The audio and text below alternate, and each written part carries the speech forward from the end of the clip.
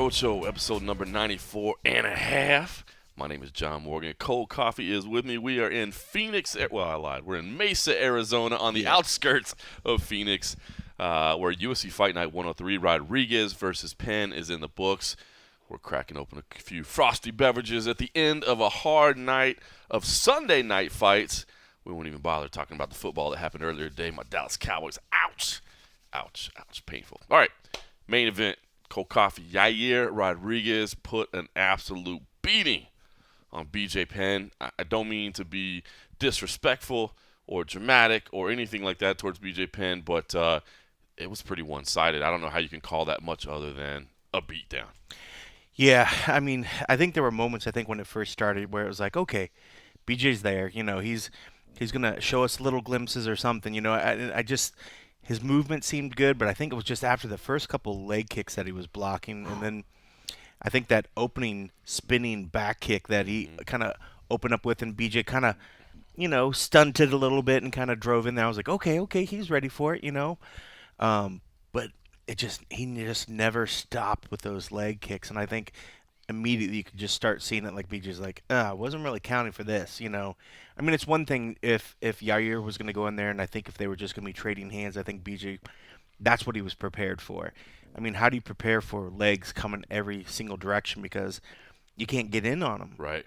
And after he started landing a few of them, but man, BJ, his heart, man, you can't say anything about the dude's chin. He took multiple shots to the head and just kept standing. Just landed flush. Yeah. And just kept walking. I mean, he staggered a couple of times. Yeah. But just kept moving forward. So let's just start with the whole experience. First of all, man, BJ Penn, of course, had to walk in first. Definitely got the pay-per-view main event treatment for the walk-in. I mean, they showed him, way back in the back. They had the lights down, and that iconic song comes on. The traditional Hawaiian music comes on there, and it's like, wow, man. And BJ Penn comes walking in, and I can tell you, man, that arena, it felt strong, man. It really did feel like BJ Penn was back. And I will say this, he had the Hawaiian flag upside down. I saw some people worrying a little bit, like, what the hell's the flag upside down? And I'm not going to lie, I did the same thing, because here's a funny story. I was basically, as they were standing in the corner, because I saw it walking out, and I'm like, well, that's weird. And Doesn't then look right. And then they got up to the cage, and they put the flag down. It was still upside down. Mm-hmm. And then Yair Rodriguez starts his walk in. So while Yair Rodriguez is walking in, I was busy trying to get Jason Perillo and Greg Jackson's attention. I was like, hey, the flag's upside. And I pulled up a picture of the Hawaiian flag on my computer, and I turned it, because obviously they can't hear me. It's too loud. And I turned it so they could see the picture of the Hawaiian flag, and I pointed to the flag, and because I finally got Jason Perillo's attention, and he kind of turned, and Greg Jackson kind of turned with him, and I was like pointing at the flag, and they were like, what? And I'm like, it's up. So you need to turn. And I'm doing hand signals, which is great for a radio podcast or an audio podcast. But I was telling them to turn the flag around, and they were like, no, like he wants it that way. And come to find out, it was I believe a protest of Hawaiian solitary. Yeah, so there's a different movement over there. I guess they're unhappy with the way the state's being run or whatever. And but yeah, I think probably I'd have to go online to listen more. Yes, but I will not pretend to know a lot about it. But I just want to put that out there because it was everybody noticed it. Everybody noticed it. We noticed it. We were saying the same thing in the back. We're like, that doesn't look right. I'll be the first to say, I can't, go to every state flag and be like, this looks like whatever. But you've never really seen a corner patch the on the bottom right corner. You're like, something doesn't look right. Doesn't look right. So I just wanted to throw that out there. And it was kind of a funny moment because they were like, no, he wants it. So I was like, okay, I guess it's some kind of protest. And then, I was like, well, I was looking out for you. And they were both like, thank you. I didn't want you guys to look stupid. So anyway, fight starts. And as you said, BJ was looking good. I mean, as good as he could. I mean, way better than last time. Let's just say that. It was not the weird tippy-toe stuff that he was doing, the upright fighting that he did against Frankie Edgar last time. And it looked like he was at least, at least moving well and as well prepared as we thought he was. I mean, he looked physically good all week. Mm-hmm. He seemed mentally focused, and it seemed that way. Yair came out doing what Yair does. Now, BJ Penn did kind of catch that one spinning back kick and pushed him against the cage, and I was like, okay, that's what his plan is. We're going to have ourselves a little bit of a fight. And then it just kind of fell apart from there. It all went downhill. Yair Rodriguez, the kicks were landing, as you said. Kind of really, it would be interesting to see what the kick versus punch count was. I don't know if that's tracked anywhere. Yeah. But I mean, as you said, it didn't even really. And Yair always uses those kicks, of course, because they're very dynamic. But I think he was having such success with it that he's like, I'm not going to punch at all. And BJ really couldn't counter. Yeah, I think his volume was just sick. I don't think we've ever seen it like that. And it got to a point where it was like we were watching like when he was doing like the open workout, just the quick repetition over and over and over. It's like he was working a body bag. Mm-hmm. Unfortunately, the body was BJ Penn's body, you know. But yeah, he looked sharp. I don't think I've ever seen him quite throw like that because normally he's forced, I think, to go to his hands a little bit more. Maybe if another guy starts throwing his own kicks back, and BJ wasn't really doing that. You know, I think he was kind of, I don't know. It seemed to me after a while, after a few of the kicks, he started going back into his head, and then you were seeing less movement. And I couldn't tell if that was just because of the damage that was starting to happen, or he was like, "What the hell am I doing back here? I don't remember it like this," you know.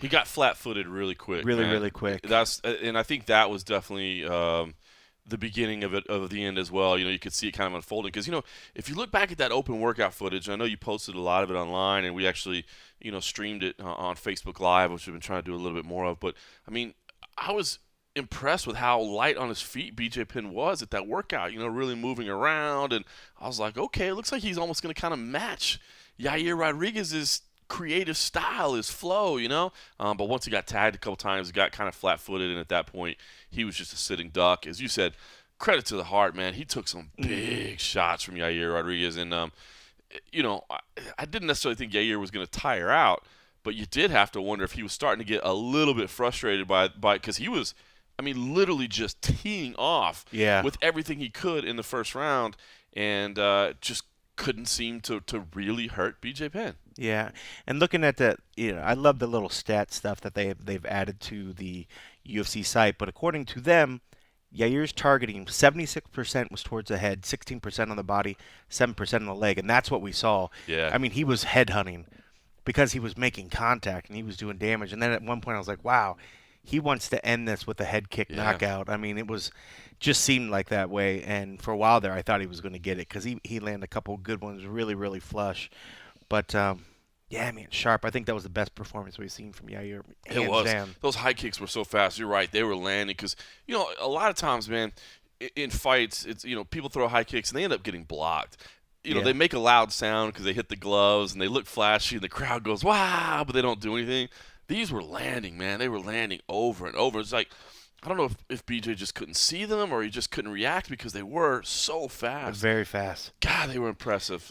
And then, of course, BJ was hurt pretty bad and then, wobbled a couple times, staggered around, but showed a lot of heart. Then he goes out in the second round. And it's funny because with all those big high kicks, it was a right hand that put him on the ground. And then Yair jumped on top and just unleashed a nonstop barrage of strikes. And, I saw some people kind of get a little upset with John McCarthy that he didn't stop the fight sooner. But I don't know. It's BJ Penn, a legend of the sport. He was moving. He wasn't necessarily blocking. He was getting tagged by a lot of those, but it wasn't like he was flat. He was trying to move and recover. Yeah. And I think it's okay that John McCarthy gave him a little bit extra rope. Sure. This is the legend, BJ Penn. The last thing you want to do is have him come in and not be sure that he wasn't shortchanged. Yeah, and besides even he was moving side to side. He had his hands up. Granted, the hands at one point weren't really doing a lot, but he did that whole move where he sort of spun and did a complete 360 on the ground while he was sort of defending that. So they gave him the time for that. So if he's doing that, he's actively trying to defend himself. After he kind of did that little spin, and when he came on, there was a point where he took some more shots to the head, and then eventually the hands were doing sort of that searching thing. Yeah. And at that point, he wasn't intelligently defending himself, and I think he had finally seen enough. But no, I wasn't too upset about him. And if anything else, I think it was probably in the back of his head too. It's the main event. You want to let it go. You want to give it a chance. Is this BJ's last chance as well? You want to give him every effort. And even though while he was wobbly. Wallaby? I know. I feel like fucking Goldberg right there. I can't say prodigy. But it was just the fact that, I mean, he got up, he was wobbly, but his eyes were there, and I think he was upset because I think in his mind he probably felt like he was better actively defending himself. But I mean, it was justified. I mean, no question. if maybe a hair sooner he could have, stopped it. But I think with with all things considered, that he was still sort of moving. He never went flat. I mean, his hands were still up in the air. But I think once his head stopped moving and he wasn't really doing it, I mean, I think he stopped it at the right point. So I'm not upset about the stoppage. So, going in, I think we all thought BJ Penn that Yair Rodriguez was going to win this fight. I mean, we kind of knew what to expect. Now this week, BJ Penn did, like I said, he put the sale on us, man. He seemed like he was right physically, mentally, everything seemed like it was right, and it still kind of went the way we thought it would go. And the only thing I think I'll say about that is, I guess I kind of feel good that at least I know BJ Penn coming into this looked physically and mentally right. Yeah. And I hope that this proves to him that this is it. This is it. There's no need to come back. I will say this, I still don't understand the matchmaking. I don't understand this fight. I never did understand this fight, unless it's just that you're trying to give Yair Rodriguez an opportunity to move up in people's eyes and help build a star. Mm-hmm. And I kind of understand that, but I don't know that you should do it at the expense of a legend like BJ Penn. But so I still don't necessarily understand the matchmaking. But I will say this: I hope BJ himself can feel good, because that comeback fight against Frankie Edgar, that thing was so bad. And this result wasn't great. But I feel like BJ put mentally and physically everything he could into it and did himself justice. At least he can look in the mirror and go, I did what I could do. Whereas in that Frankie Edgar fight, I think that had to leave a bad taste in his mouth, that like he was fighting weird. He wasn't being him. And I don't know. We didn't get a chance to talk to BJ Penn tonight. He didn't come to the post-fight press conference, which is fine. We didn't actually have a press conference, but he didn't do the post-fight media interviews, and I'm okay with that. I mean, he took some pretty bad shots, and what was he going to say? I mean, he was going to be emotional. We saw him cry last time. We don't need to see that. It's funny because a lot of times in the main event of fights, I'll do a little video recording of the winner and the loser as they walk by press row, just to kind of get that instant reaction feel. And I didn't even pull my phone out for BJ Penn walking by. I was like, you know what, man? Here's a guy that is a UFC Hall of Famer, that's a pioneer of the sport, and he kind of went out and, let's just give him his privacy and his respect, I guess. And, but I hope that at the end of the day he'll realize, man, listen, there's these young animals in there, man. These young guys, these guys that watched me growing up, and they wanted to be like me, and now here they are, 14 years younger, and they're just bigger, faster, more advanced, more developed. And as wonderful as BJ Penn is, I just don't think he can match up with those type of people anymore. Yeah, I agree. And, it's tough. But, I'm looking at the stats now, and numbers always kind of change your perception, because when you think about it in your head, you're like, oh, it can't be as many or whatever. How many strikes? I mean, now, all right. Now, it pretty much was the first kick and maybe that follow-up strike that dropped him right from the get-go, right? Right. How many strikes do you think happened in the second round, or at least are credited to Yair? In the second round? In the second round when they finished it. Or when it was all said and done. 25?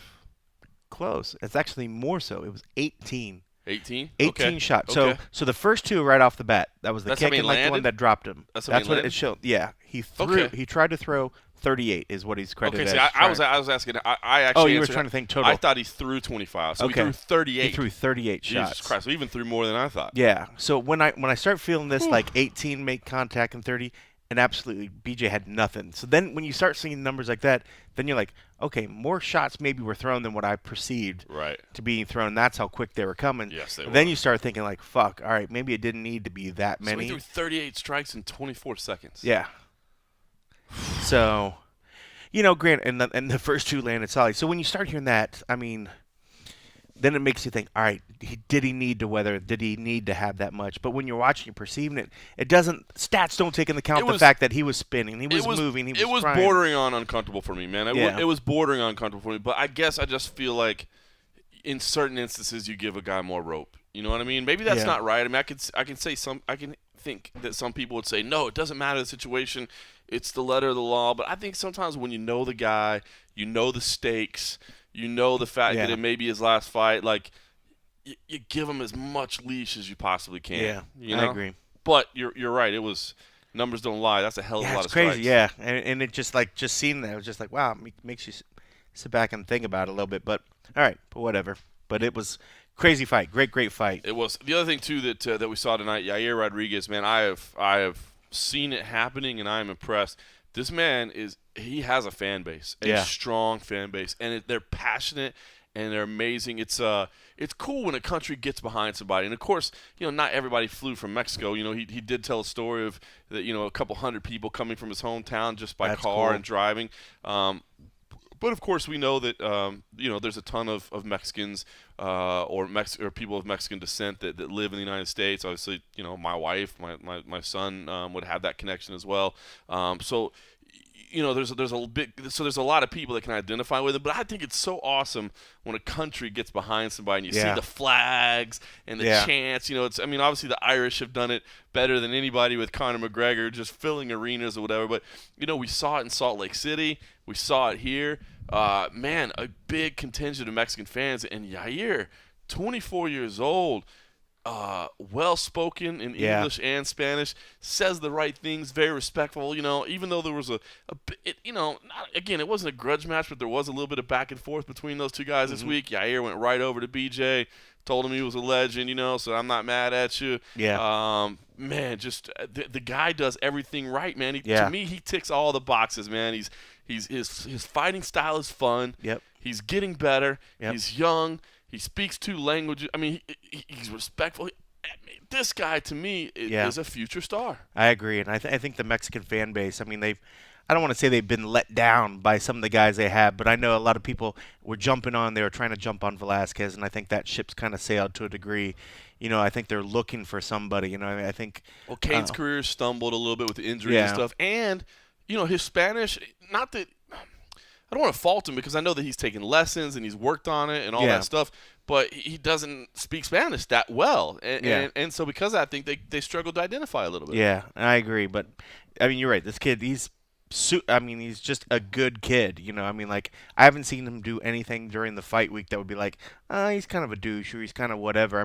He seems like the right kind of guy that you want to kind of carry the banner from your for your country, and we're seeing that in a lot of the younger guys. I think a lot of the younger guys are kind of jumping on that, and and I think maybe it's a credit to the fact of what Conor's been able to show. When you can get a country behind you, that they obviously love the sport, and if you're able to somehow pin that country's flag on your back and carry it, the sky is the limit, So, and there's a huge Mexican fan base, and the fact that it's not that far from Vegas either.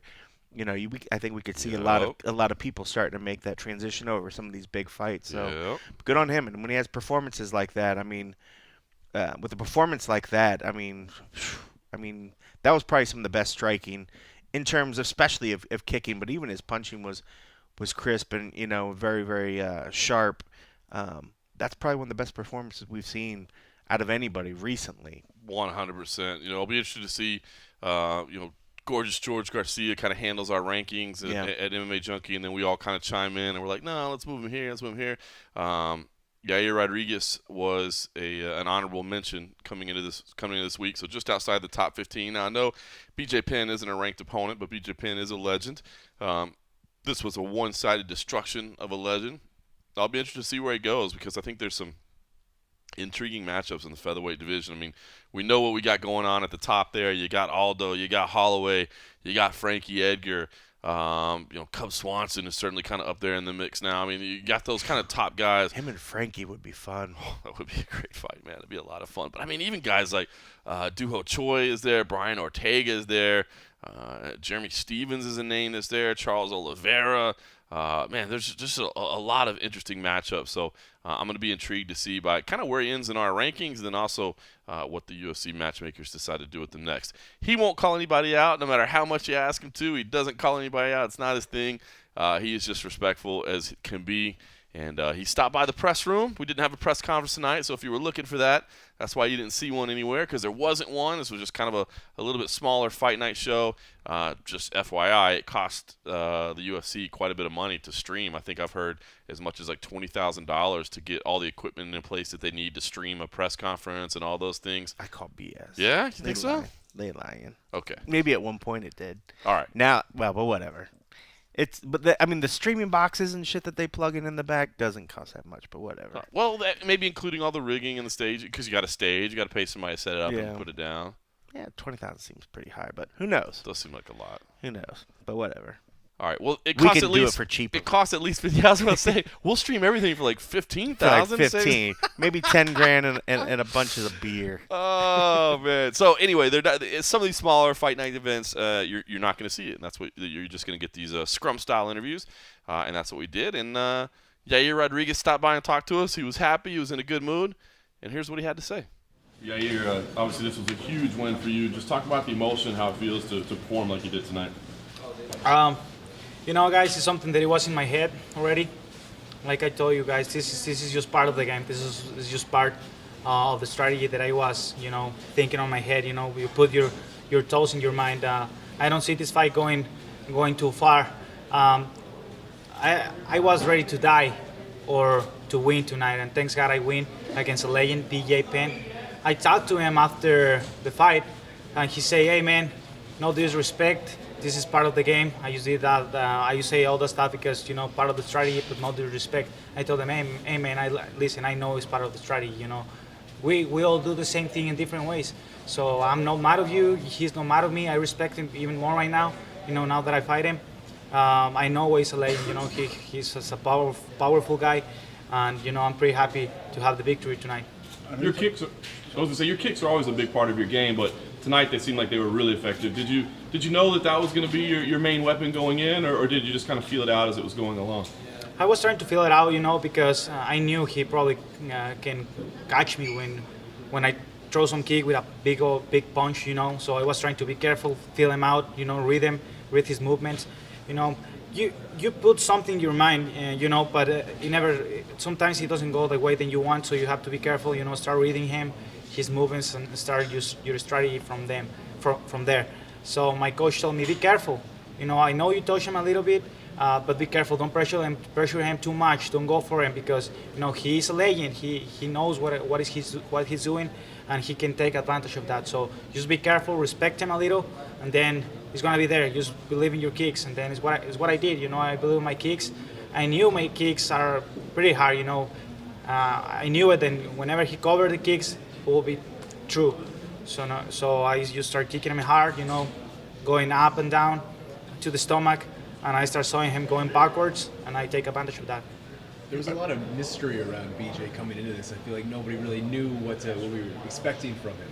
Was there anything in there that surprised you once you got in there with him? Not really, his power, of course. He got me with some good right hands, on the left side of my head. But I was ready for that, I was ready for everything. His mental game is good, but I was ready for everything. I know this. Everything that they want to bring to me, I know is part of the game, so it doesn't going to affect me anymore. I know this is just, part of the game, like we call them.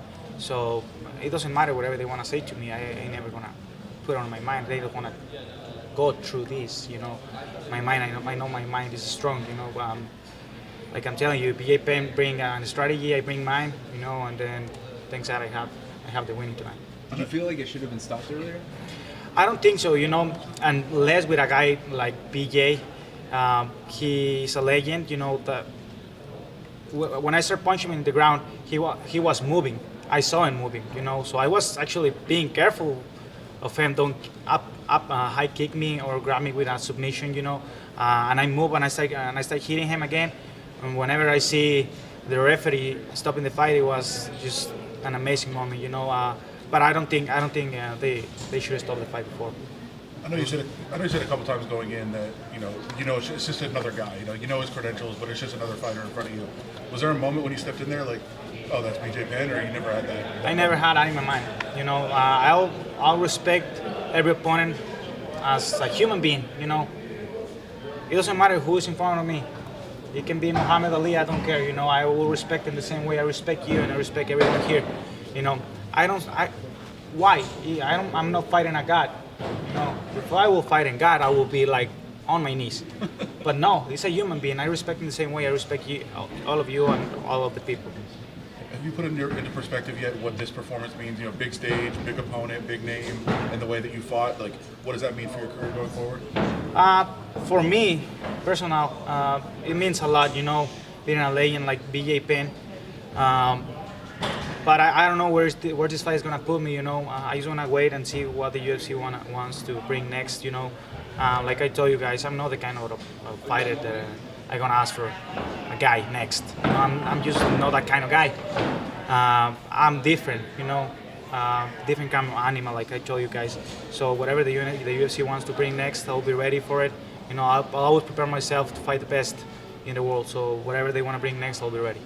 I know you don't want to call out anybody or say a name, but just in after a performance like this, do you feel like you should be fighting, the top 5 guys in the world, top 8 guys in the world? I don't really care. Whatever the UFC wants to bring, I'll be ready for it. Yair, how does it feel to fight here in Arizona, with a state with a large Latino population? Oh, it feels pretty good. You see, like all the people was like, I think it was like kind of like half and a half, and then at the end it was like going to my side a little. I feel it, you can feel that energy, I tried to enjoy this moment more than other fights. I was looking around, I was feeling the people, I was feeling the energy, you gotta enjoy it, bro. You gotta enjoy it, you gotta feel it, you gotta let your body feel that energy, that it comes through the people to you, and give that to the people too. You cannot just be in there afraid. You gotta go there and perform. You gotta go there and feel. You gotta go there and show the people who you are. And then the people is gonna hug you just like they did. And every time since the beginning, they have done. Those fans that you went in, were those fans or did you know them? Well, like from my hometown, they drive like 30 cars. Like it's like my friend, Ramon, who was in my corner, he say he knew 250 or 270 guys that come from my hometown and just driving in cars. So plus the people that is flying, plus the people that is, we're built because of the border, plus the Hispanic people here. So it was like a lot of Hispanic people. Of course, a lot of friends come this time, sometimes they cannot go farther, or, it's a lot of, it's expensive, especially with the market, on my wonderful Mexico right now, and the gasoline and stuff going up, and the dollar, but I really appreciate all the people that is doing, the best for coming here tonight, and I feel like I can be that guy that they look up to. I want to give them hope, then we can get better. We can get better. You were in there. You felt his strength and his speed and everything. Do you feel like BJ should come back, or do you feel like this should be the end for BJ? I don't know, man. I cannot say that, bro. I cannot be the one picking that up. It's part of his life and his career. It's up to what he wants to do. I feel him strong. But it's up to him. It's up to him what he wants to do next. Yair Rodriguez victorious in the main event of UFC Fight Night 103. Just impressive performance. Can't say enough about it. Even if we were expecting it, which I think a lot of us were when they first announced this fight, the way he got it done was impressive. And I think that's probably the last time we'll see BJ Penn. But you know what? I don't know. I think at least I feel better about it than I did had the Edgar fight been his last fight. I know that may sound weird because it was a pretty one-sided fight, but I feel like he went in there and tried to be BJ Penn, and it just didn't work out, and I feel better about it. All right, co-main event. Joe Lauzon picked up a win over Marcin Held. Listen, that's what the judges said. I didn't score it that way. Joe Lauzon didn't score it that way. Kind of a crazy fight, man. Joe came out in the opening round, looked very good, tagged Marcin with a couple of big elbows, and had him hurt pretty bad. And as Joe was in top position, I think he made a little bit of a critical mistake in turning and going for an arm bar. And I think maybe, the idea of, we were all kind of like, I mean, heck, Cole Coffey, we even told him earlier in the week, man, I hope this turns into a jiu-jitsu fight, because it sure would be fun to see you and Held on the ground in a jiu-jitsu battle. And it did kind of make me think that, like, man, he had him in trouble with strikes, but maybe he was too tempted to go in there and potentially get the submission finish against the submission master, and that ended up being a little bit of a mistake. But, still a clear first round, I thought, for Joe Lauzon. second and third rounds, I thought, to be honest with you, were pretty clear rounds for Held. His striking was working very well. His jab looked really nice. I mean, he's definitely improved in the striking department. I think as good as his grappling is, I think his striking is getting better, and I thought he won those 2 rounds. And for whatever reason, the judges decided that Joe Lauzon won rounds 1 and 2, or at least I should say 2 of the 3 judges did. Marcin Held did get a 30-27 score, so despite winning all 3 rounds on one judge's scorecard, he still loses the split decision. And Held was absolutely bewildered. It was funny because I was kind of just watching, his camp, because I thought he won the fight. It seemed pretty obvious to me. So I was kind of watching his camp and his team and the way they were acting. And I think it's his girlfriend that has been with him all fight week, and she had like the phone on the little selfie stick, and she's videoing the whole thing, and everybody's got smiles on their face, and then all of a sudden the scores are announced, and it's Joe Lauzon. But credit to Joe Lauzon. I mean, honestly, to me, you cannot say enough about a guy who gets on the mic and says, I don't agree with that decision. I thought I lost. I mean, Cole Kife, I know that you guys honestly didn't get to see this fight because you guys were interviewing Ben Saunders for an extended period of time for the entire time this fight was on. And we'll talk about Ben Saunders in just a second. But I know you didn't get to see the fight, but you certainly got to talk to him afterwards. And I know you and I kind of chatted on instant message and that sort of thing about what had happened. But, man, classy move from Joe. To me, you just can't say enough about a guy that has the honesty to get up there and just respectfully say, I don't think I won the fight. Yeah, he's always been so good at breaking down fights, whether it be his own fights, his past faults, his opponents. So I knew he wasn't going to take it easy on himself, and he really, really didn't. And he was very honest about it, and and what kind of felt bad because here's a guy that won. Won. I'm putting air quotes up for people that can't see what I'm doing. Always great on an audio podcast. Yeah, because he got the W. Now he can move forward. Most guys would try to plan. All right, what's next? Where does this take me?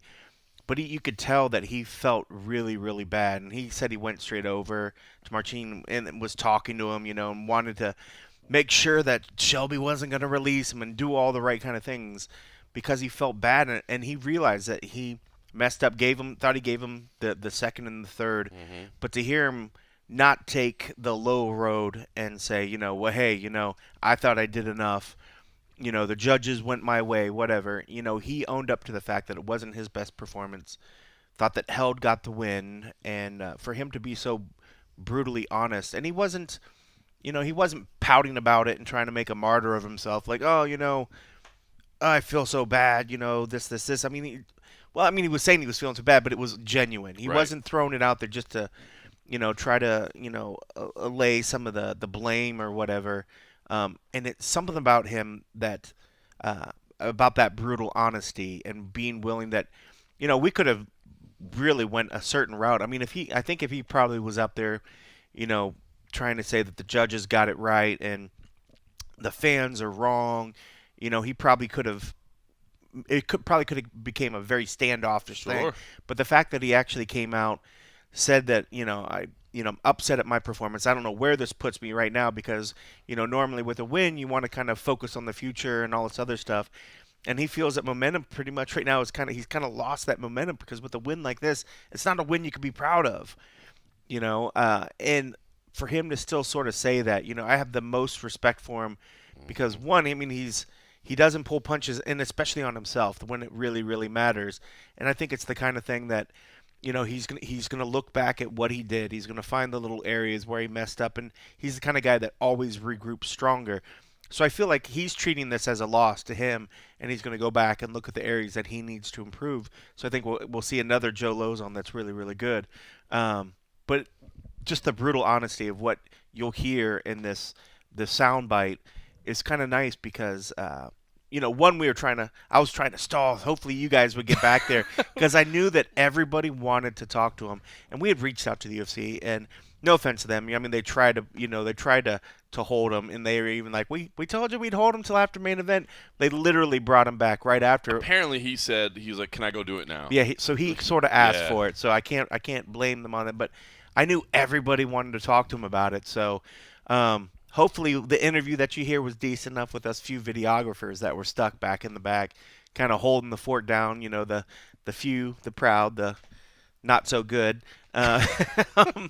But yeah, so a better way to just toss it off to Joe, and you guys can hear it from him and make your own decisions. But I think what Joe, in his honesty, he shouldn't take the blame for this. This isn't anything that Joe did wrong when it came to the decision. And hopefully most of the fans and people watch it that realize, the decision that took place out there, that's not Joe's fault. And if anything else, Joe owned up to the fact that it wasn't his best performance. He thinks Marcin won. And I don't know. We didn't really ask him if he wanted to run it back because I think it was really, really close. He probably doesn't immediately want to go back into it, but he's the kind of guy that I think he would. But take a listen and see what you think about how Joe handled the, I'm air quoting, win. Joe? Yep. Joe, talk to us about the fight. Was Marcin kind of what you thought he was going to be? I mean, he's got dangerous leg locks. He was a lot better than I expected, honestly. I came in the fight thinking, he's got really good footlocks, goes for a lot of footlocks. I felt like he took a lot of damage going for them, so I thought that, if he goes footlocks, we're going to defend, we're going to get on top, we're going to punch. I knew that he had pretty good takedowns, but I thought we were going to out-wrestle him. But he just timed me well a few times. His base and position on top was awesome. I'm used to going with really good jiu-jitsu guys. I'm used to being able to sweep them, move them around a little bit, get back to my feet, pretty much do what I want to do. But he was solid. He had a really good base. Striking was about what we thought it would be. I landed some good shots on him. He hit me a couple times, but nothing bad.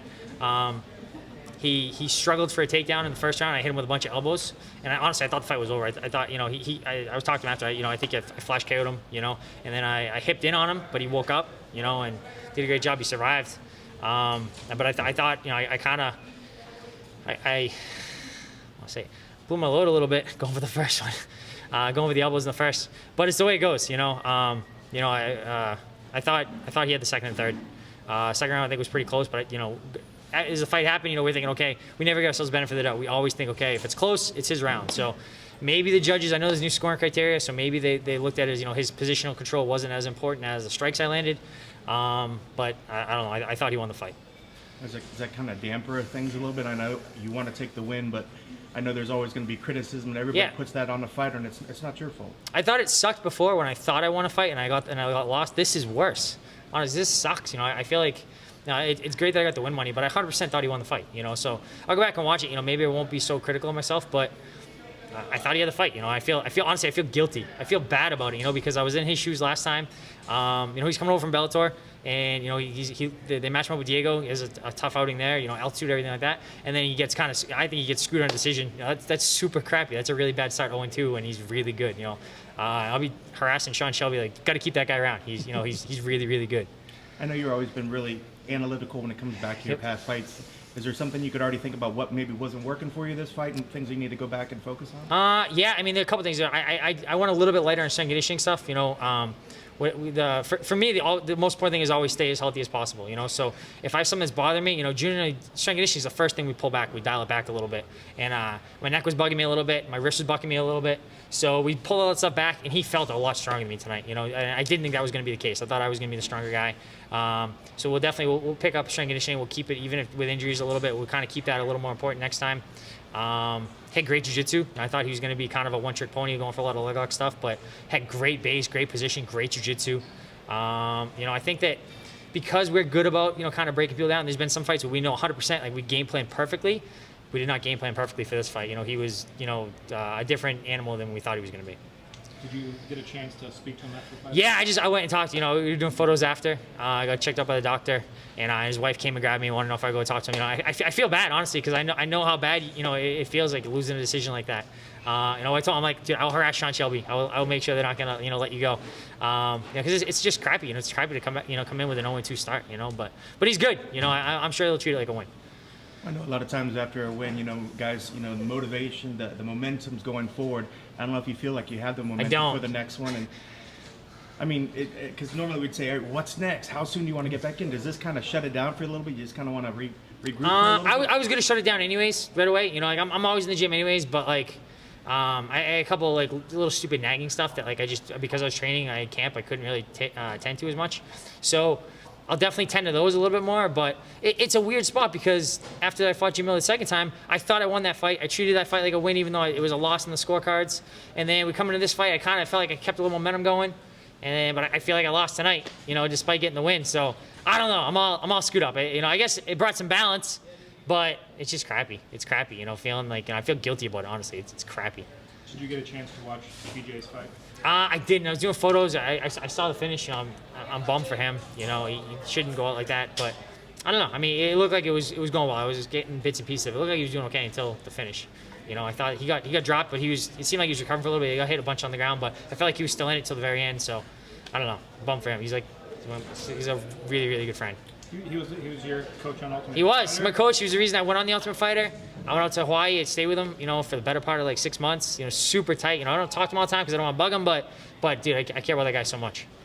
I know you said you want to kind of recover and take a little bit, but looking at the end of 2017, how many fights do you want to get this year? Is there, you know? It's so early in the year. You know, we'll probably try to get 2 more. You know, probably fight like June, July, and then maybe November, December. Yeah, I would guess. You know, it depends how fights go though. You know, if I bounce back health wise and I feel real good, maybe we'll fight sooner. Maybe we'll fight more like May, and who knows? It always depends how the fight goes. You have a fight, and you knock a guy out in the first round, first minute, you bounce right back. You do it again. You get beat up, you go a little further. Are there names that make sense for you? I honestly, I'm in a weird spot. I'm in such a weird spot. You know what I mean? I think I always have good, exciting fights. I think I have memorable fights. But it seems like I win 1 or 2, I lose 1. I win 1 or 2, I lose 1. It's like it's tough. So I'll fight whoever they want me to fight. I like kind of being that utility guy that can, I can be a Fight Pass prelim, Fight Pass main event. I can open a pay-per-view. I could be, co-main event tonight. So it doesn't matter. Wherever they need me, I feel like I'm duct tape. Wherever they need me, I'll go.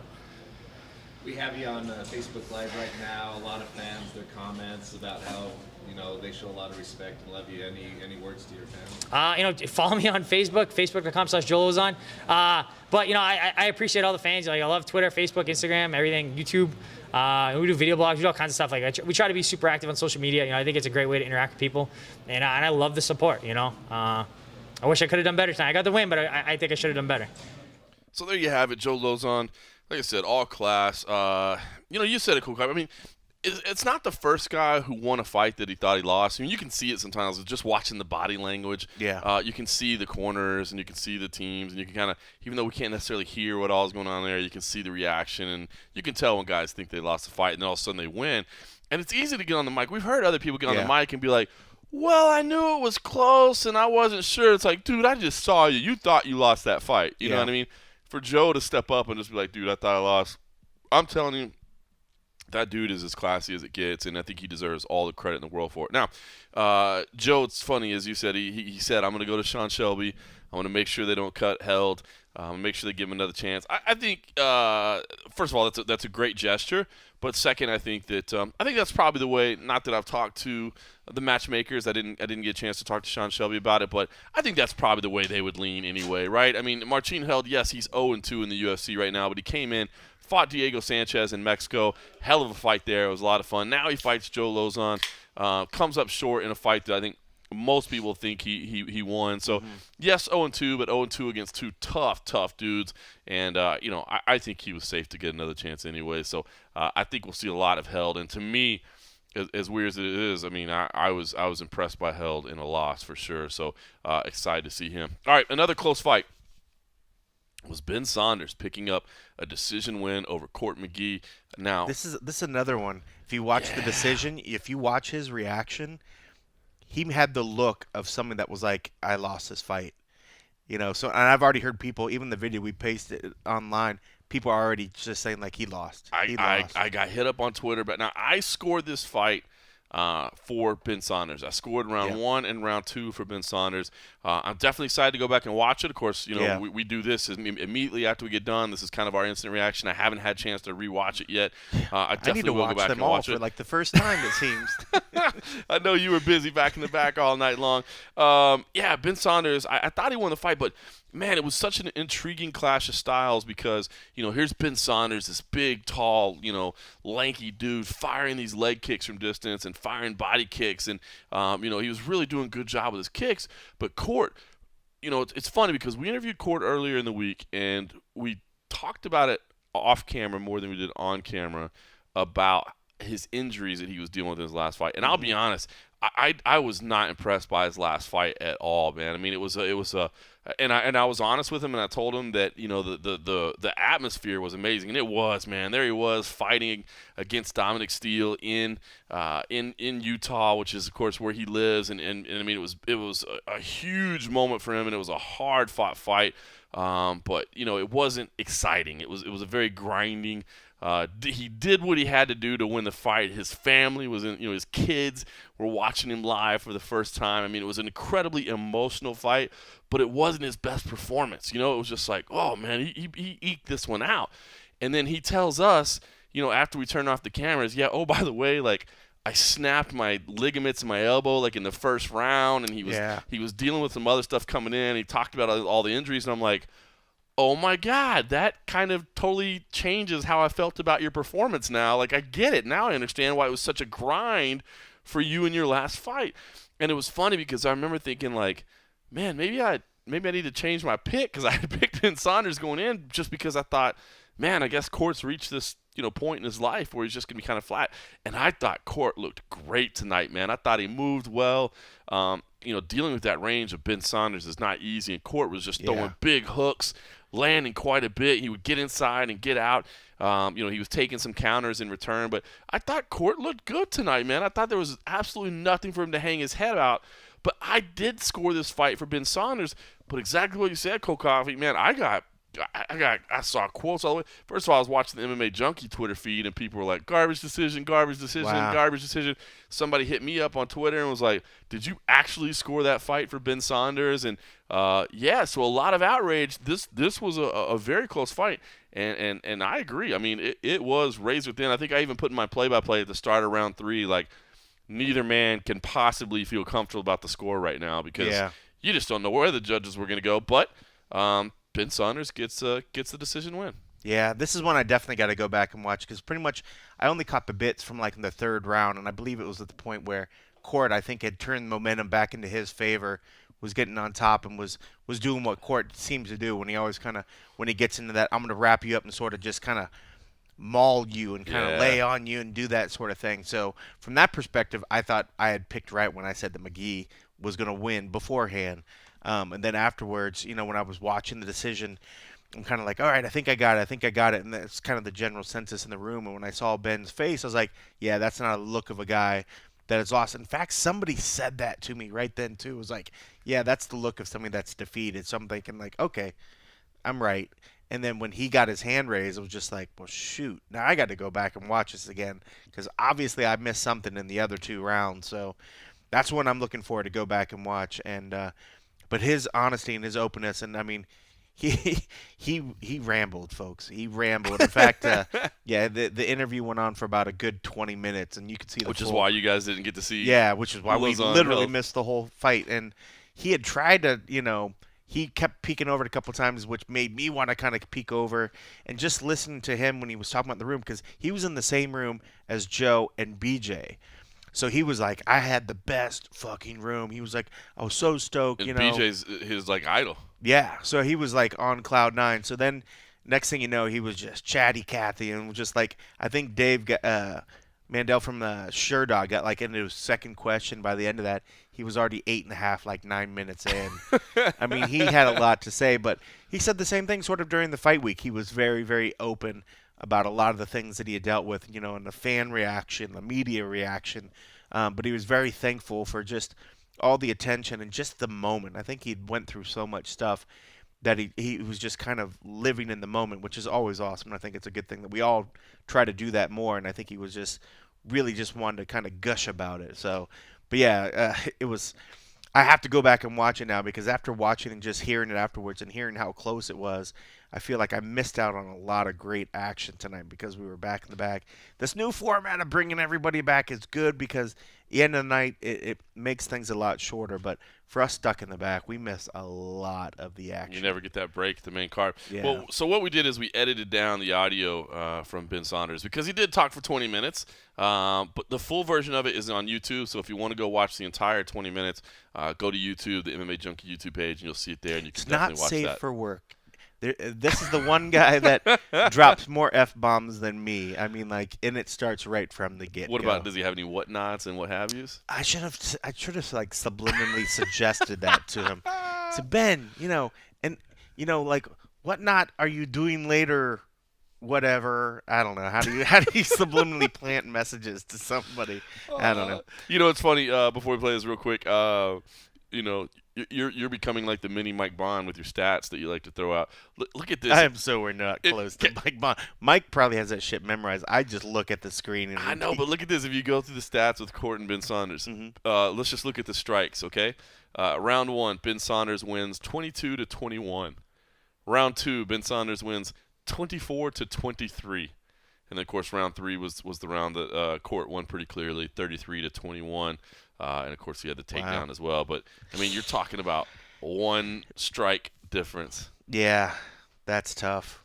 Incredible. All right. But, hey, you know what? Ben Saunders giving a shout-out to the MMA media, including MMA Junkie. I thought that was very nice. The very end, you don't hear it in the thing, but after we'd stopped rolling, I was like, dude, thank you very much. I was like, honestly, I didn't know if you were, like, taking a jab at us and doing whatever because I couldn't hear all the interview. I thought you were maybe, taking one at us. He's like, no, I was just – you guys, thank you very much for just helping bring attention to the sport and bringing attention to me. And so he was sincere about it. I thought he was like, taking a little jab. I was like, what did we do now? Which happens all the time because I think he was the one that earlier was like, the fans. No. That was at the last fight. Everything just blurs. Where You're talking about when Tim Means just called us out. When Tim Means went off. They're both kind of tall, wiry guys that drop an F-bomb every now and then. Yeah. Well, Ben Saunders drops it quite a while, quite repetitively. But no, I thought it was good, and but yeah, because my ears perked up because a lot of us were editing, and he was like, I just want to thank Sherdog, and I just want to thank MMA Junkie. I was like, wait, what is he saying? I was like, what did we do now? And everybody in the back. That's why I sent you a message. Yeah. I was like, what did he say? And he was like, he was just thinking MMA media. I was like, okay. And I was like, was he really thinking us? So, but he was being sincere. He was being sincere. So you don't hear that at the very end, but he was being very, very sincere, and so it was very, very cool. Very cool. All right, well, let's like I said, the full version's on MMA Junkie YouTube channel if you want, but you can hear a little bit of this edited version right here. The highlights from Killer B, Ben Saunders, who picked up the narrow decision win over Court McGee. That was the most epic backroom in all time. Fucking me, Joe Lauzon, and BJ Penn. I was like, yeah, let's fucking get photos and everything, man. And then the pressure was on. I was like, because that's what it is in the back, man. When we go back there, it's like, fuck, we're a fucking team right now. Everybody back here, we're a team. We got to get a fucking win streak going. That's right, buddy. As a fan, how exciting is it for you to share a backroom with BJ Oh, dude, he's my GOAT. Everyone can speak anything they want, man. He's my GOAT. He was the official fucking first reigning 55 champ, moved up to 70 and fucking beat fucking Matt Hughes. They didn't let him keep the 55 belt for whatever reason, but he was the first original fucking double fucking king. Fought me Lyoto Machida at heavyweight. I mean, give me a fucking break, man. I know that's fucking old school shit, but the reality is, man, who's gonna fucking ever do that again? He's a once and an ever athlete, 100%. Super honor, and we already talked, man. I'm going to Hawaii. We're gonna fucking chill. He's gonna fucking. I've never been there. He's gonna bring me to the Big Island, fucking show me everything, man. It's gonna be great. What did BJ say to you after your fight? I haven't seen him yet. They didn't let me back there yet. I had to go do a fucking media, and then they brought me to you guys. So I'll see him when we get back there. Oh man, I'm fucking rooting for him so bad, man. He's looking in great shape. He's the man. Super honored to fight with him. Talk about your fight tonight. Oh goddamn! Court McGee, man. Did it go the way you thought it would? I knew he was going to be super tough, man. He's got a hardcore chin, never been submitted. But that didn't stop everything in my power to try to stop him. I thought I almost for sure ended it in the second. I rocked him. And then I landed a head kick that just grazed him, man. And if it was a little bit lower, maybe I would have got that KO bonus or performance bonus. But it is what it is. I thought I was up on the scorecards going into the third, but in my head, statistics-wise and judges-wise, you never know what's going to happen. And I didn't want that extra 5 on my decisions, and I didn't want the chance of losing a potential decision if it went that way. So I went into that third round thinking, fuck, it's been a year since I fought for the UFC. I need that money so bad. This is for everything, man. This is for all the money. And I felt it was going well until he got the takedown, and then once he got the takedown, we were so slippery at that point that every time I was trying to grab him and hold him and fucking get anything on him, he was just slipping out. So, and then I was trying to stand up, and then he was holding me down, and then I would go back to trying to get stuff, and then I did get him into the dead orchard for a hot minute, and I did land a few elbows for a hot second, but then he was able to scramble out, and we were also right in his corner, so I could hear his corner going the entire time, giving him, all the right pointers of what he needed to do to get out of it, and it was what it was, I know we tried to finish strong. None of those elbows and everything really was landing clean. I was doing a really good job as far as trying to scramble and control and still try to be offensive and grab and break his posture and try to get my own offense going and not just try to lay there. But, once I wasn't able to try to get control, I kept trying to switch between getting control to getting an underhook to try to standing up to then go baiting him to go back to my guard and trying to work from there. But once again, man, we were so slippery in that third round, and it was like the last minute or so of the third round, maybe the last 2, that it was really hard to get anything. And anybody that knows anything, he's got endurance for days. That's his heart and endurance are a big part of his strength. So, more power to him. Both of us had nothing but respect. We know each other. I don't know if it's up there for fight of the night, but, I could use the money, and him not getting his win bonus, I would love for him to get a win bonus also, or some kind of bonus also from that. So, fingers crossed if that was possible. If not, hopefully they just, I don't know if with the new owners, if they do backyard or, locker room bonuses, but hopefully they see that we literally left everything in there, and, maybe we can get some more. I don't like talking about my personal life and my personal business, but realistically, man, it's been a year since I fought, so this is what I do for a living, and that's a long, long time to make some money. Yeah, I fought Volkman, and yeah, I won in 17 seconds, but that wasn't a lot of money by any means. In fact, it was just possibly paying the bills off that I owed from the 6 to 8 months that I didn't have a job, and then, I went into this fight in debt, so I did everything I could to make a camp happen and be in as best shape and as best prepared as possible with this money and this win bonus. That's only going to allow me to get bigger and better training camp possibilities and really have that more focus on that and less stress. There's unless you're a fighter, you don't understand the stresses that go through it. But holidays were here, and I wasn't able to really enjoy anything, man. The focus had to be on business at hand, and that was the fight. So as much as I love my friends and my family and all that, Christmas and New Year's was mediocre at best. It was, it was Tastic's hand, man. I knew once again, of course, tough as hell. I knew what I was getting myself into.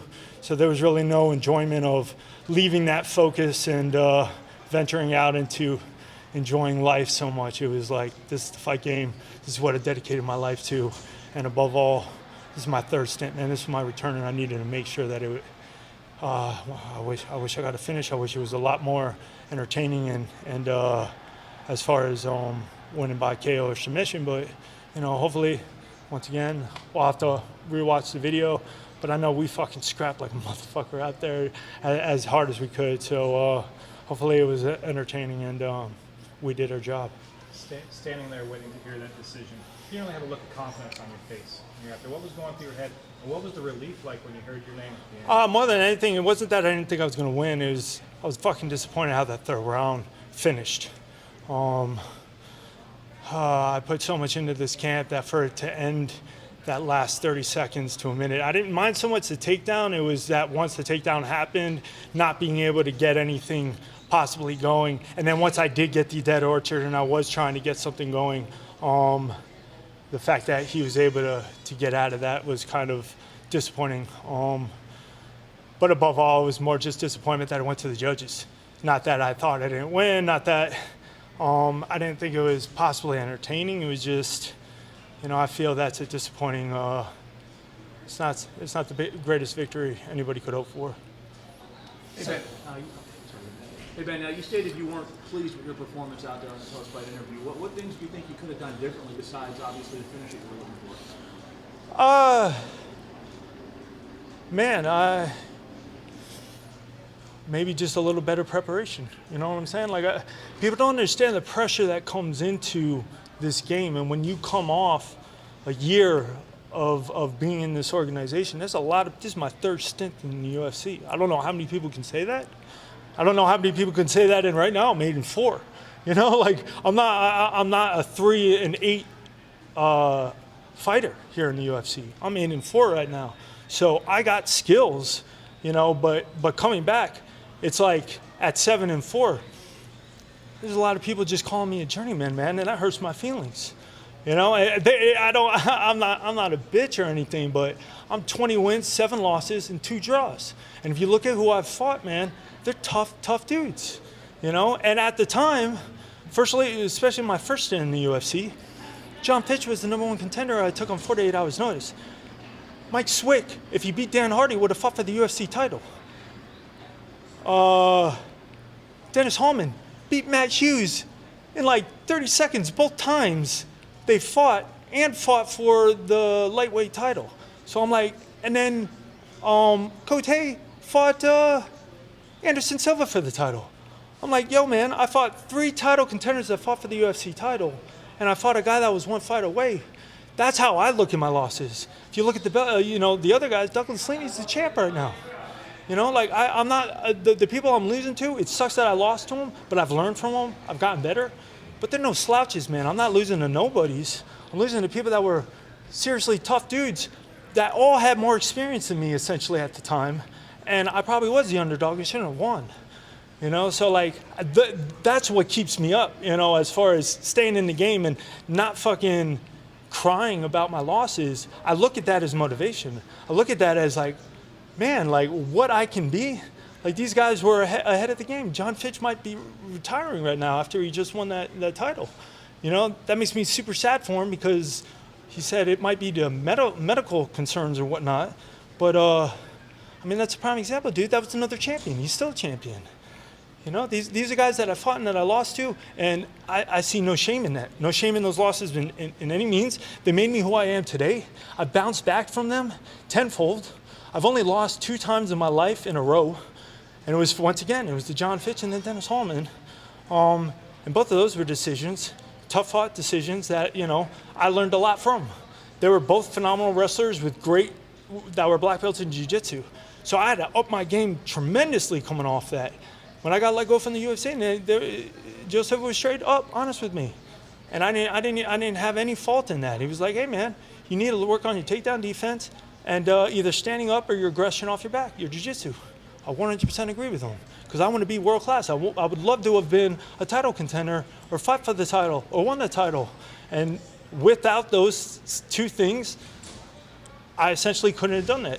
You know, I wasn't bad off my back, but I wasn't world class probably at the time off my back.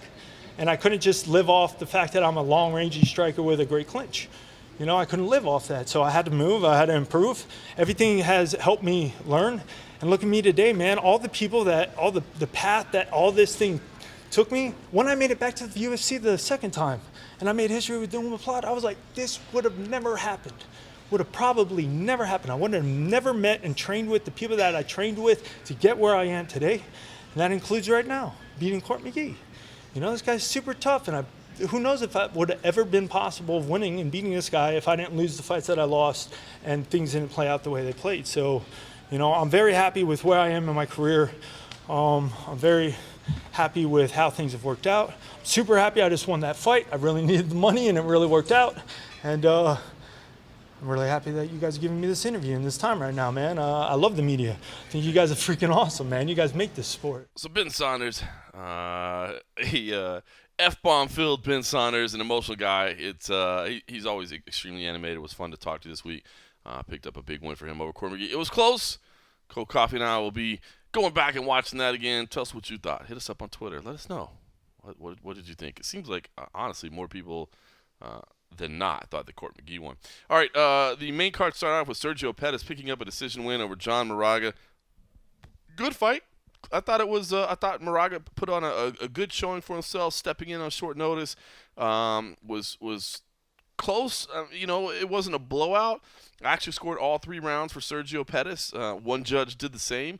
Another judge gave Moraga round 1, I believe, and then another gave him round 2. So even the judges that had it 29-28 disagreed with how exactly it was scored. So in what round he won. So it was a close fight.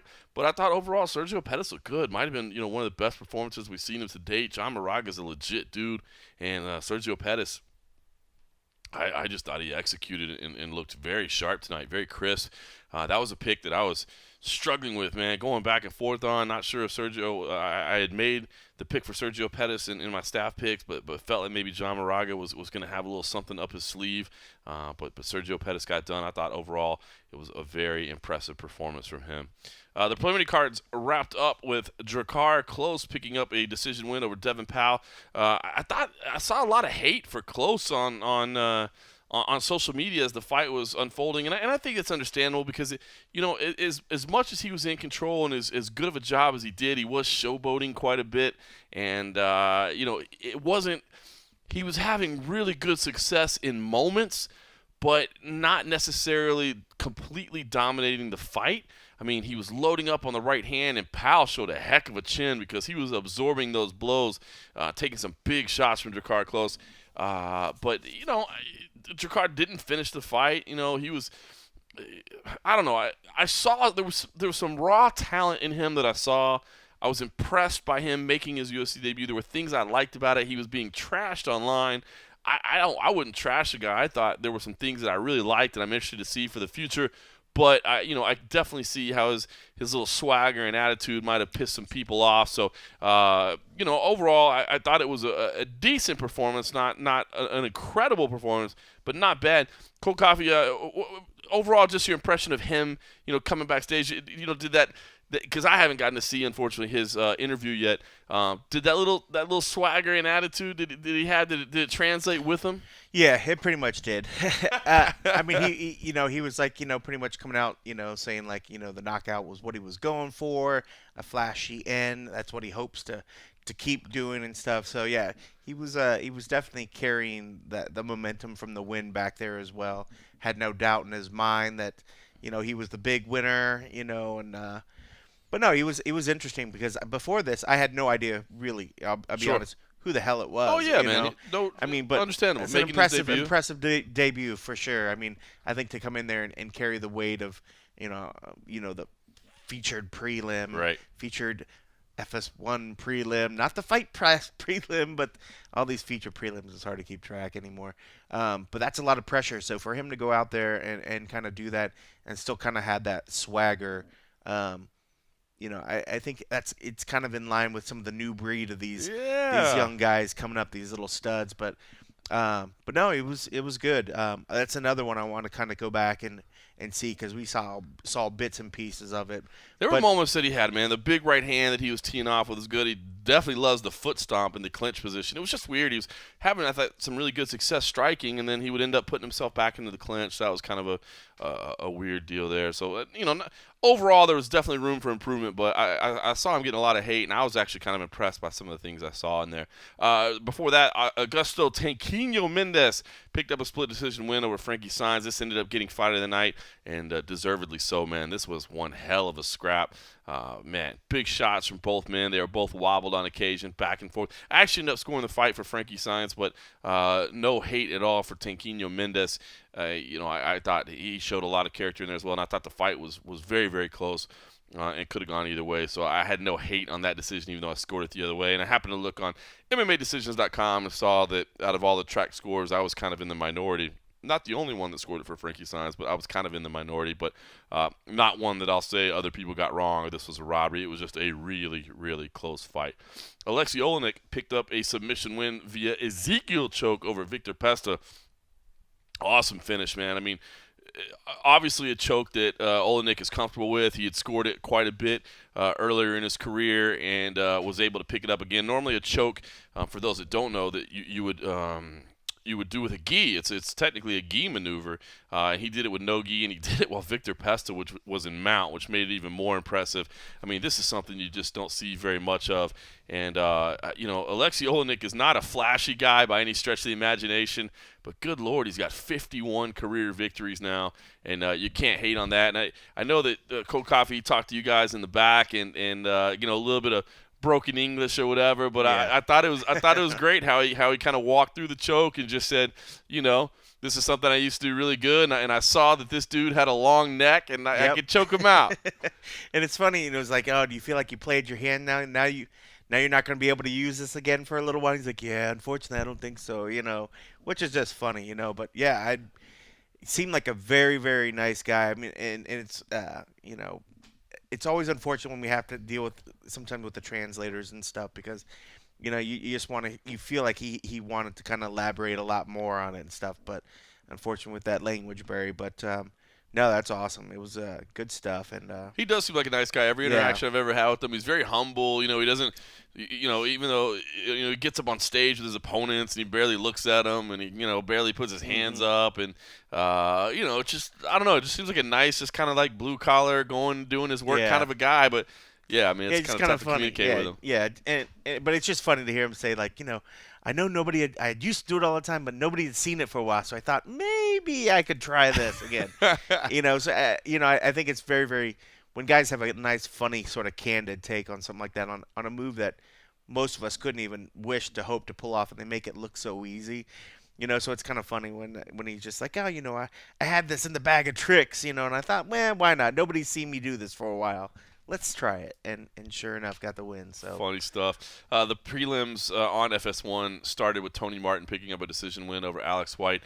Tony Martin, hard-working, man. This was a blue-collar effort as well, grinding type work. Definitely didn't please the crowd at all times with his wrestling, his clinch. But I think what will be forever memorable about this fight was the fact that he had a malfunction with his cup early on. They had to change his cup out right there in the middle of the cage in front of everybody.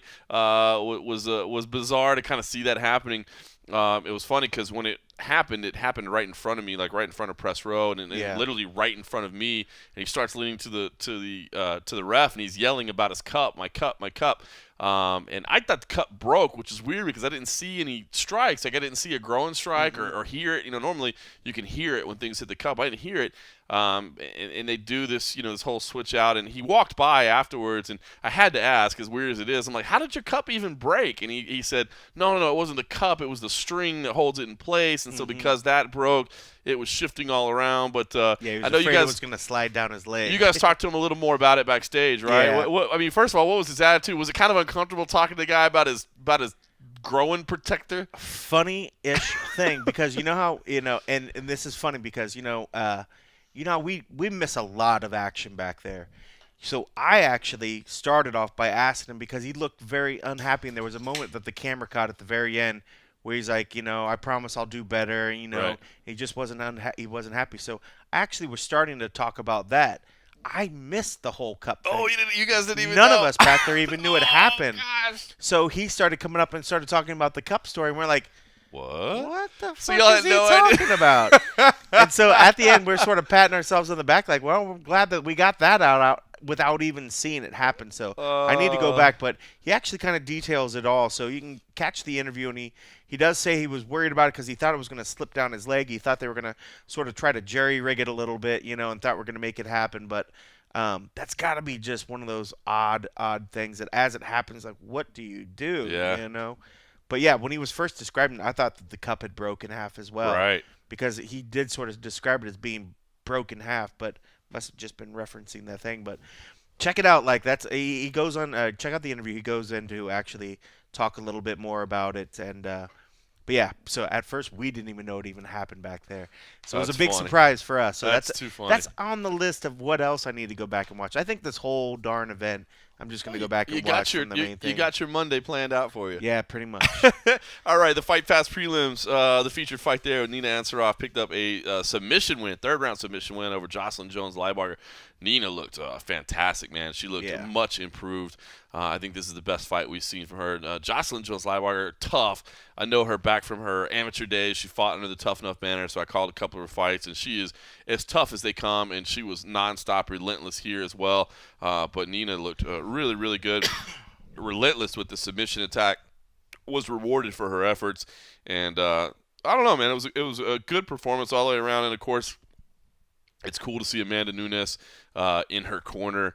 Just the connection between them two, and of course they're dating, and the connection between them, and how Amanda coaches her, and it's cool because I think they were on my side of the cage, so I was able to hear a lot of the interactions and just see physically what was going on between them, and it's not just empty advice. I mean, even though they're dating, it's not just like it's serious advice. It's direct communication. You can tell they communicate with each other very well, and this was a huge win for Nina.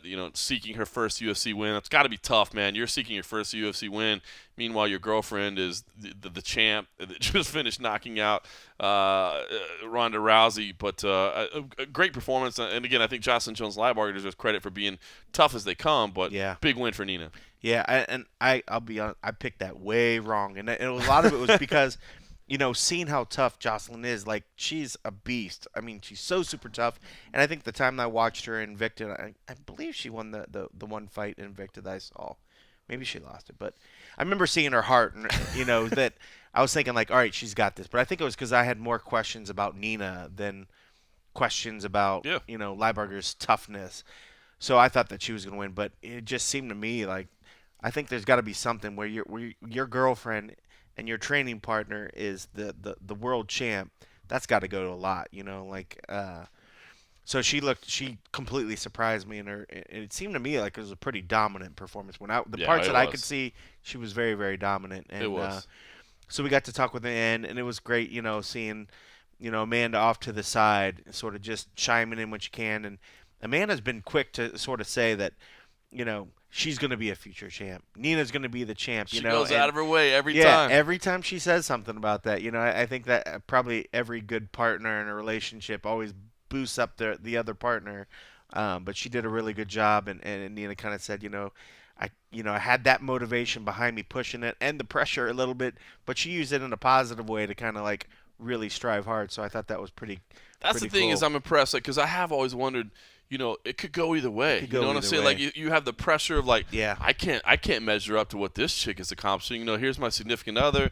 Obviously they're in different divisions, but look at what she's accomplishing. Yeah. It's like I can't live up to that. I have to have those expectations. You always talk about the expectations of like fathers and sons, or trying to live up to somebody else's name, and dating here, trying to live up to your significant other's name. It's got to be really tough, and she definitely handled it well. In addition to talking to you, one thing I do want to say about this fight, I thought it was, and I'm still not exactly sure how I feel about it. Of course, this was a fight between two openly gay women, two lesbians, and it never really got brought up pre-fight. And sometimes, it's not the first time that's happened. I know Jessica Andrade and Liz Carmouche was, I think, the first time that it was two openly gay female athletes that fought, and it was mentioned a little bit. But I say all that just to say, I kind of think in some ways it's cool. Like, I mean, nobody even cares. Like, whatever, man. Yeah. It's a couple of gay athletes fighting. Who cares? Yeah. So I think that's kind of cool. Then I also wonder, but like, should it be talked about more? Like, should it be like them trying to champion a cause or trying to show? I mean, we just had Meryl Streep taking shots at mixed martial arts, talking about lack of diversity, and we've had obviously other people take shots from many different directions along the way. Yeah. So I don't know. Like, I wonder, is it something that should be like celebrated and championed and talk about, or is it even cooler that in 2017 that it's like nobody gives a shit? It's two people fighting. It doesn't really matter, what their sexual orientation is. Yeah, I think it's probably. I feel it's a little bit of both. I think.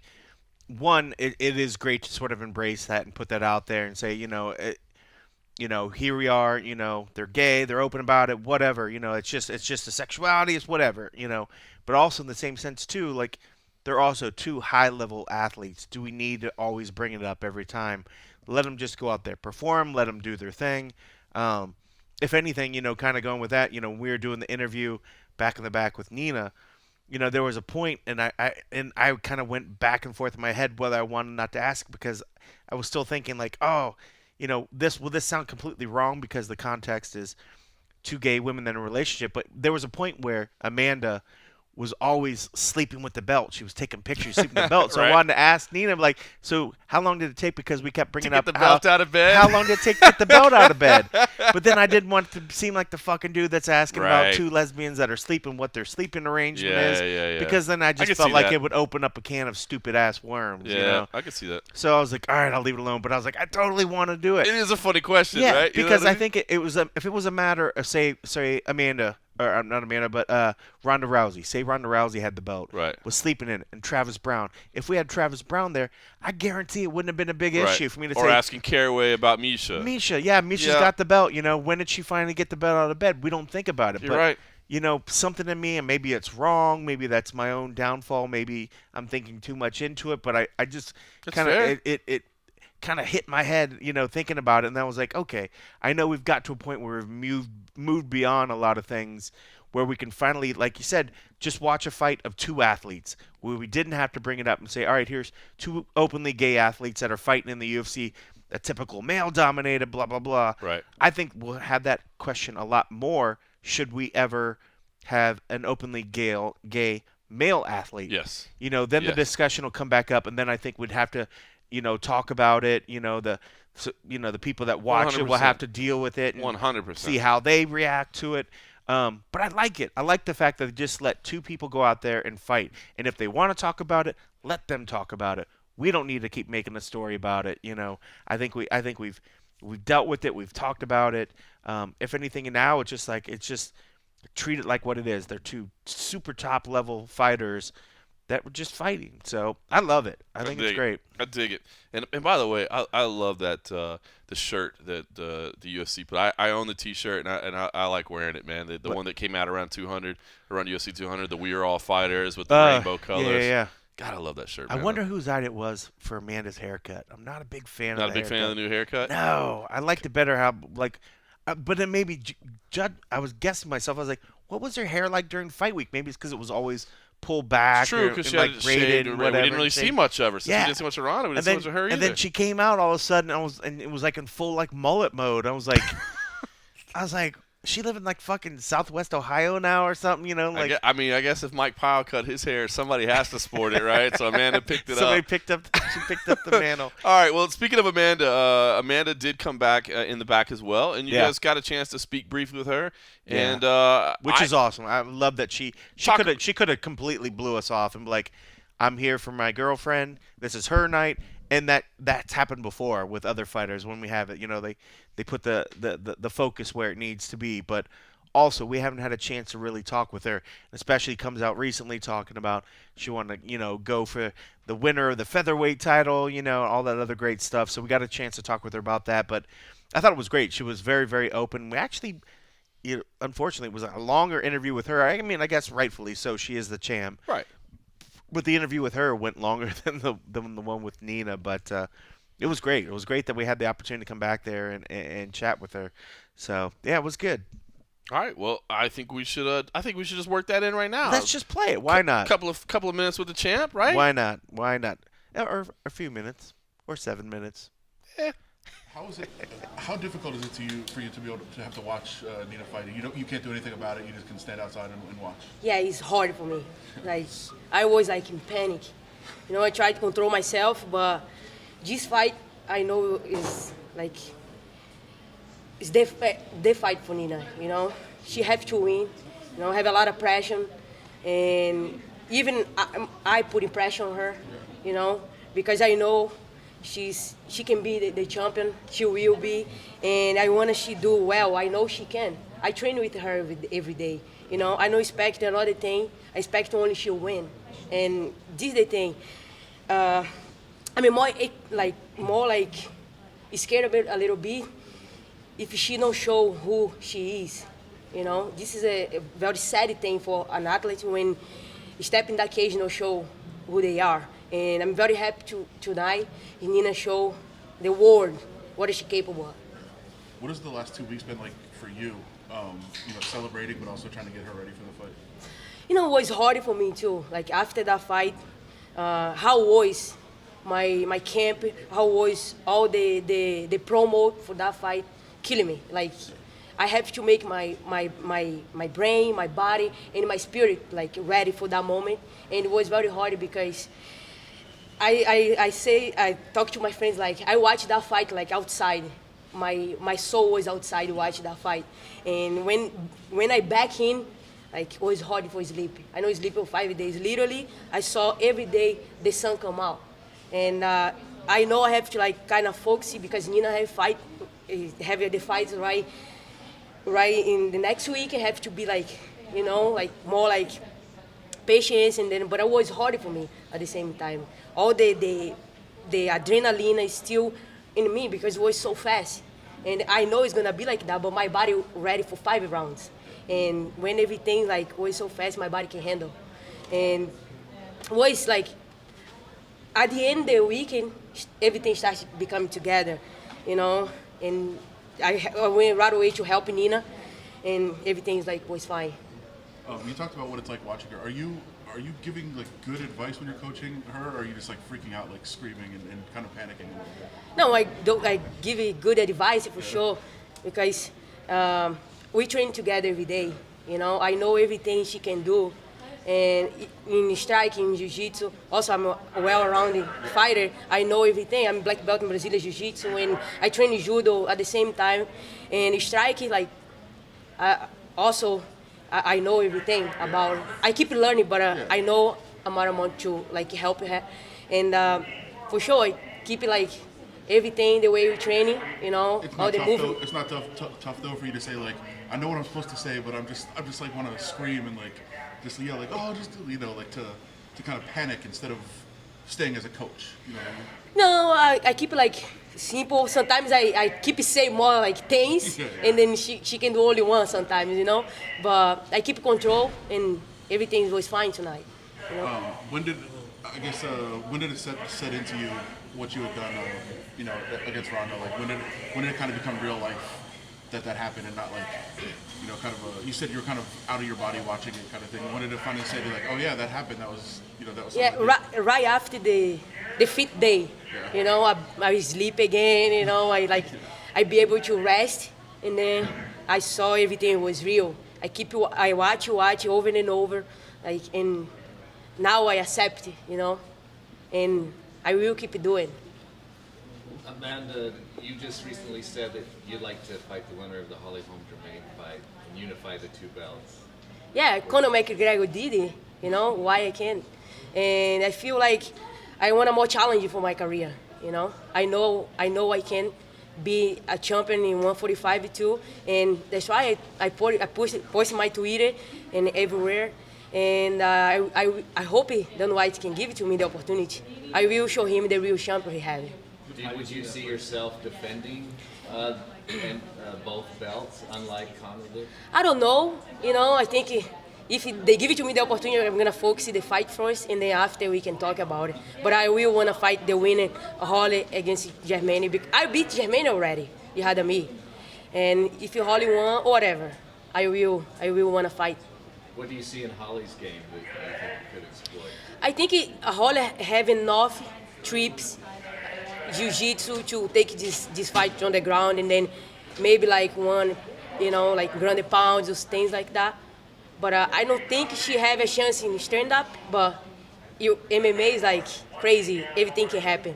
But this fight can go in either way. So you do believe your stand-up's much superior than Holly's? The both, yes. And also, I have experience on the ground. I can take this fight whatever I want, I know how to work with a long reach and take this fight down like I did with Germaine and finish the fight. And if you do get the belt, would you want to stay at 145, or do you see yourself at 135? I want to take the belt first and then decide with my coach. I really wanted the 145 belt, my next step. Have you talked to Dana yet? Not yet, but I know he's very busy, and tomorrow I will text him. So if they come with you for a defense in the belt that you already have, will you take it, or are you going to be pushing for the 145 no matter what? You know, I defend already with the most dominated athlete on the planet, you know. 48 seconds. I think I deserve it. Like, if I ask for my next fight, I think I deserve it. And I think the fans want to see too, like a female fighter go to another weight class and then take the 2 belts. Everybody got so excited when Conor did it. I think with me, they want to be so excited too. And if the UFC does what they did Conor, and they made him, in a sense, seem like he had to choose one of the belts, which belt would you keep? I think 135 because having more girls, you know, the division. But I will go to 145 in my next step. Perfect. Thank you. How would you compare the challenge from being Ronda Rousey and then challenging whoever wins 145? How will you compare the challenge? Do you think it will be a faster win or? I train, you know, for whatever happened, the fight. I, you know, capitalize it, but I will look for the fast because I like the bonus at the end of the day, you know, and whatever. I always look for finish the fights fast that I can. Thank you. Perfect. Thanks, champ. Thank you. All right, moving on. Walt Harris picked up a knockout win over Chase Sherman, man. I thought Walt Harris definitely, Walt Harris has struggled to pick up wins in the UFC. There's no doubt about that, but I thought he looked better than he ever has, man. That guy is dangerous when he's on point. And Chase Sherman's a tough guy as well, but I thought Walt Harris looked the best that he ever has in the UFC, no question about it. And then gets on the mic after and wishes his wife a happy anniversary and talks to his kids. And, I mean, just to me, nailed it from start to finish. I thought Walt Harris looked absolutely fantastic. And, not a contender type making performance, but I thought he put it all together tonight, man. I thought he looked good. And for a guy that's had so many losses in the UFC to look that sharp, maybe he's turning a little corner there. So Joaquin Christensen picked up a win over Bojan Mijlovic. Fucking hard to say. It's not gonna say. It's hard to say. Bojan, God bless him, tough as nails, but I don't know exactly what he thought he was going to do. I don't know exactly what his strategy was, to be honest with you. So it was a fun fight. And the fact that there were a lot of strikes being thrown, and he was out there showboating a bit and smiling, and his ability to take punishment was impressive. But I just don't understand exactly what the strategy was, dude. At this level, I don't think you can just rely on your chin as a way for you to pick up victories. And the night started out with Cyril Asker picking up a TKO win over Dmitry Smolyakov. That was an impressive performance there as well from Asker. A good way. The fight started off the night in fun fashion, man. A lot of finishes to get things going overall. So, Cold Coffee, I know you were slammed in the back all night long. As you said, this new format of not having a press conference means that you're basically interviewing everybody. And I know that in listening to some of the audio and watching some of the videos that you were not only just filming them, but you were executing a lot of the interviews yourself and doing a fantastic job as you do. But overall, man, your impressions of this Sunday night fight in Arizona, good night, bad night? What was your take? It was a good night. I think speaking on the whole fight week, the shifting to a Sunday was a little weird. Just didn't feel like a typical Saturday night feel. And normally we have tomorrow to kind of kick back and relax, and it's like, shoot, the work week's already starting again. But as for the fights, I thought it was a bunch of great fights. I'm looking forward to rewatching and catching up on the ones I missed, and especially after hearing so many controversial things were happening or whatever.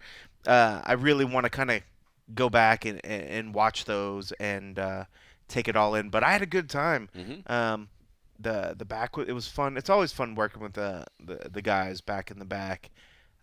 Sort of just on the ground grinding, and food was good. Food was good, man. Food was short really ribs, good, man. They had short ribs, and they had it was smoked Gouda mashed potatoes, man. I went back for seconds. Some people went back for dessert. I went back for mashed potatoes.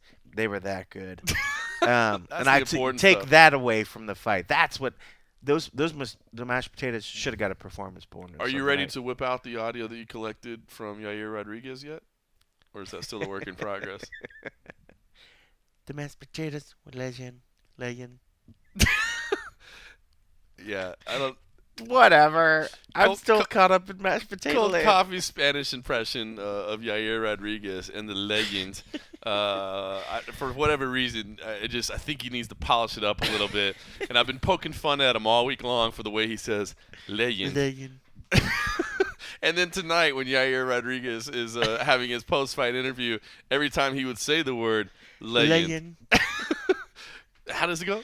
Legend. All right, Cold Coffee would punch me in the back and poke me in the back a little bit just every time he said the word, so that he said it a lot.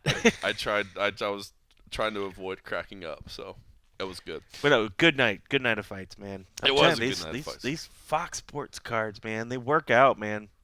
They work out. That was good times, man. It was fun. All right, listen, it is early Monday morning, and we're nearing 3 a.m. here in Phoenix as we wrap this up.